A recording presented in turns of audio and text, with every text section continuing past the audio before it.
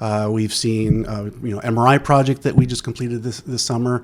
That's something that we've thought as an organization doing for many, many years, and it's finally great to see that project done. And part of that project, if I can talk about the MRI project, is that when I was wrapping up my patient care, the last month I saw about 2 or 3 patients that came into our ER with stroke-like symptoms. And usually the protocol with that is that you need an MRI to determine if the symptoms they're having are truly a stroke or not.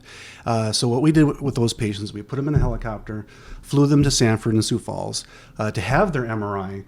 To have it be normal, and then they were discharged from the hospital. And so you know how air transport is very expensive. Yeah. And we did a 1-year look back, and about every year there's about $400,000 to $450,000 we estimated was spent just in transporting patients to Sioux Falls or other centers like that to have that MRI. Okay. And by having the MRI capabilities here, we could save the healthcare dollars, and with that, also think about the stress to the families and loved ones of that person, where we can get that answer very quickly, as opposed to the stress of now a helicopter ride, the expenses going to Sioux Falls, and all of that. So being able to provide that at home, and then also just for our normal MRI needs. Previous, we had an MRI truck come in and serve our patients twice a week. Now we can do that right now, and so that's we've seen more volume with that, and it's great to be able to serve our patients when they need it most.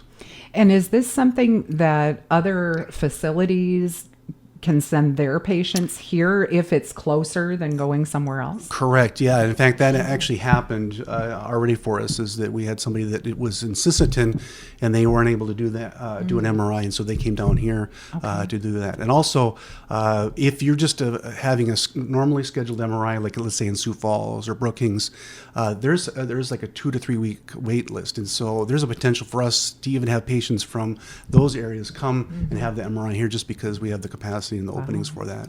Yeah, a 3-week wait for an MRI. I mean, that can result in some serious stuff, I would think. Right, exactly. Yeah. That's something you don't really want to put off that far. Right. I mean, there's so much congestion in Sioux Falls that they have some of their patients in the hospital who need an MRI. They're doing that in the middle of the night just because they want to free up the spots during the day to serve patients in the community. So, I mean, that's just how full they are. Sure. Wow.